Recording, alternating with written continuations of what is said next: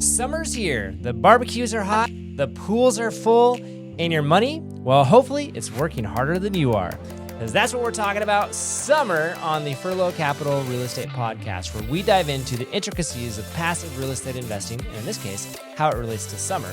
Because our mission is to equip people to invest wisely in both properties and people, even during summer, so that together we can build wealth while improving housing. I'm James, and this is my wife, Jessie. All I can think right now is Ola.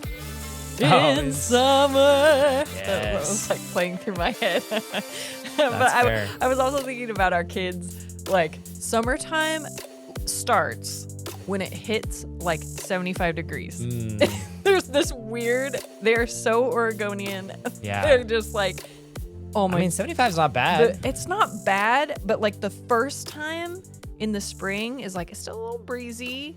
It doesn't stay that way for very long, but they like every year they're like, the sun's out, it's summertime. Can we fill up the pool? Can we go in the sprinkler? Can we have popsicles? I'm like, oh my word. Dude, they're ready. I like Not it. quite I there like it. yet. That's the attitude to have.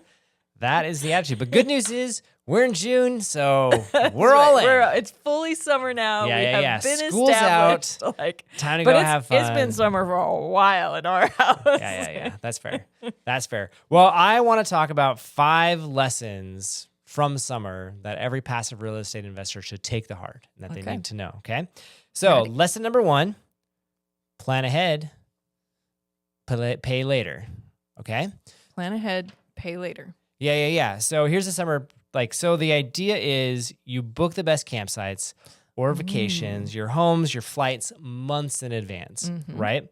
And, if you ever try to, to book an Oregon campsite in June. Not happening. Right now, it's trouble. Or you accidentally book a place that you think has a yurt, but it doesn't, and then you show up without any camping equipment because you think you're in a yurt, even though there's not one there. Do that? Hypothetically. Oh, boy. Oh, man. But yeah, no, instead you end up near dumpsters or something like that. So the investor parallel is the best deals are rarely available last minute. So you want to do your homework ahead of time to be ready to pull that trigger, so that when it comes, you're ready to go. Yeah. So that's what that particular. Totally makes sense. Okay. Good. Yeah. If you don't plan ahead, you're going to miss the boat. Right. So number 2 here is pack smart, travel light. Oh. Yeah, so, no one really wants to haul 10 bags to the beach, right? I mean, some people do, but Oh, man. you don't want to. Not me, right? And that's the thing, right? Passive investing, it lets you leave a bunch of the landlording baggage behind on this trip so that you can enjoy yourself, whatever it is that you're doing, right? And I've had this happen multiple times now, which is nuts. Like, you and I are getting ready to go on a big trip, international, get on a plane to go. And I kid you not, it's the day before I get some call, hey, some plumbing thing has exploded. You need to come fix it. Like, what is happening? It's like they know I'm getting ready to leave and just something comes up. And it's just, it's crazy. And so it just happens, right? And so, but as a passive investor, you don't have to worry about that. Yeah. Not an issue. And now that I have employees, I can actually go on vacation as well and not have to freak out over that stuff. I remember that. Remember one of them, our parents were in town and I was like, come on, Dad, come help me out. And thankfully he's actually a plumbing expert. So it was really nice to have him around. Yeah. But oh my word, it was nuts. That does seem to always happen. Yeah. So again, focus, you want to simplify your investing, focus on the return, not the responsibility. Okay. So that's my number 2 lesson there. Number 3, let the pros run the show. Ooh, I know you'll appreciate this one. Summer camps, what do they have? Counselors. Exactly. Resorts, they've got butlers, staff. Massage therapists. And tours have guides. Yeah, exactly. So maybe you can see this parallel. Passive investing is about trusting your sponsor or your operator, like myself at Furlo Capital, something like that. Let the pros do their thing. Yeah, those were great analogies. Oh, thank you very much. They're designed to do this well. Right. They've been trained and taught and practiced it. And they had the focus. Yep. Right. Yeah, exactly. Which again, it's just kind of a reminder, you don't have to do everything to benefit from it. You just need to get the right team, which is very much related to number 2 in the sense of sure. Yeah, don't try to carry it all on your own. Let them do it. Yeah. Like get a Sherpa. Get a Sherpa. Who was I talking to? This is total aside. We were talking about climbing Everest.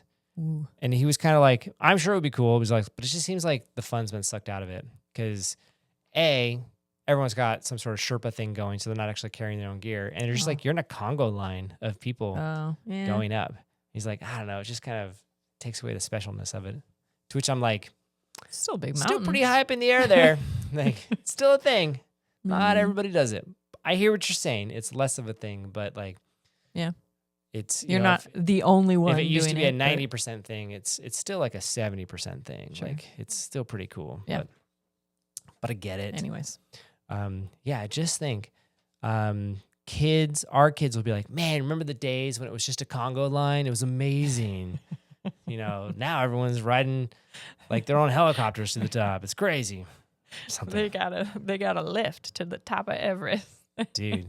I could see that little elevator. And then you come out with like 20 feet to go. Our kids will be going to the moon, apparently. That's the new thing. I would do that. I'd go to the moon. Or to space? No, I would go to the moon. I mean, I would probably do space too. I wouldn't touch the edge of space. That sounds like a weird ride. But I would like, if I could hang out on the space station for a bit. That would be cool. I feel like that'd be cool. Yeah, that'd be cool. We're having a conversation about like, so here's your question. Love to hear this in the comments, wherever that is. How much money would you pay to, let's say, just go to space for one, but like real space. Again, like hang out in the space station. We'll just do that. Okay, so here's the question. Leave a comment wherever you want. How much money would you be willing to pay to go visit the space station for, let's say, a few days? Mm-hmm. Okay. I'm curious. What's your answer? $10,000 like popped into my head. What? You'd only spend 10 grand to do that? I mean, man. Yeah. I'd spend 50 grand, no question. Holy moly. I would have to think long and hard at like 75 grand. That's so pricey. Yeah. I mean, it's space station, international. It's cool. Yeah. I mean, I don't have that kind of money to spend on it, so I'm not going to do it. But, if I don't know. I kind of like Earth. It's warm. Yeah, you go back to there's it. Animals. It's not a problem. Yeah, all right. Anyways, I'm curious what your answer is on that. All right. Number 4 lesson that summer can teach us about passive investing. Growth happens in the quiet seasons. Yeah. So, gardens grow and they kind of just go in the background, right? You don't stare at a tomato plant and be like, grow, right? You don't freak out over it. Right. You water it. You let it have some sun. And then one day, boom, salsa. There you go. And honestly, real estate investing is very similar, right? Where it builds wealth just really slow over time. It feels invisible, but then like over time, it just compounds. You're like, whoa, I actually got a portfolio. I'm making some returns. Awesome. So real estate's very similar like that. And it's the long game. And that's how it works. I actually think patience is probably one of the most underrated skills you can have when it comes to real estate investing. That's where people get themselves into trouble. They try to force a deal. It's like they got money burning a hole in their pocket. So they buy something. You're like, man, like you should have held out for a better deal. Or they're trying to sell it, or like, I don't know, like they're trying to do stuff quick. It's like, that's not how real estate works. It needs time it's a to build. slow moving asset. Yeah. I actually, it's mostly slow moving. I've described it as it moves in phases. There are times when it is really fast when you're in the middle of a transaction and like a few months afterwards. But outside of that, like it's a slow moving glacier type of thing. You just got to be patient with it. And that's kind of summer, right? Like you got to take your time. Can't be in a rush. It's true. Just let your garden grow. Let it do its thing. Yep. There you go. Number 5 coming in here. Don't forget why you're doing this. Okay. Summertime? Yeah, summertime, right? Summertime. What's summertime for? What do you do? Hanging out. Yeah. Eating burgers. Having s'mores. Going on vacations. Yeah. Right? Lots of chill time. You're living life. You're enjoying it. And I think that's the same thing with investing, right? It's not, we're not Scrooges. We're not trying to just gain as much money as possible. Like we're doing it for a purpose. So you got to remember what your why is. For example, next week, I'm headed to Alaska for a week because one of my college friends said I would love to go to Alaska and experience it and do all the things. So I'm like, yeah, I'm in. Let's go. Yeah. And so we're going to go fishing, ATVing, hiking, probably some other stuff. I don't know. It's going to be light, like 18 hours out of the day. That's but super fun, right? A lot of time to enjoy. And that's part of it. And yeah, I'm going to bring my laptop because stuff always comes up, as we've already said. But there will be many stretches of time where I'm going to be off grid. And cool part is rent's still going to be coming in. Yeah. And that's the rent isn't, again, just to aggregate it as much as I can. It's to live life, to do fun stuff with it, and to hang out with friends, and to make a difference in the world. And so I'm excited for that. That's a good one. There you go. Yeah, that's all I got. Remember your why. Remember your why. Yeah. So I guess my question to you would be, are you giving, what am I going to ask?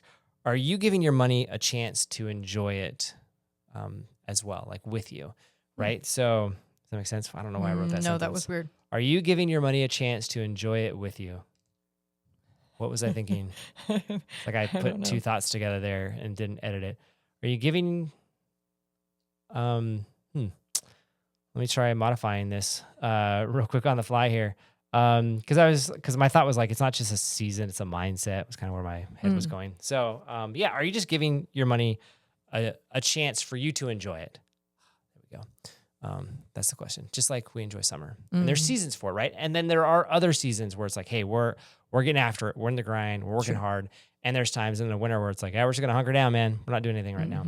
And I think we do go through those investing seasons, and it's good to recognize the one that you're in and to enjoy it during that time. But we're in summer, so it's time to enjoy and to have that mindset of enjoying the investments that we're doing.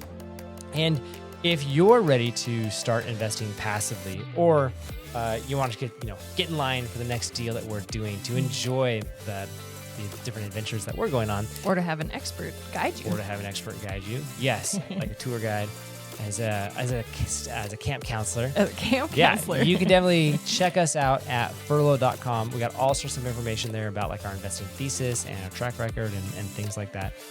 It's really good. So, let's see, I wrote something really cute. So, until next time, keep your flip-flops dry and your cash flow high. Happy summer. Thanks for watching.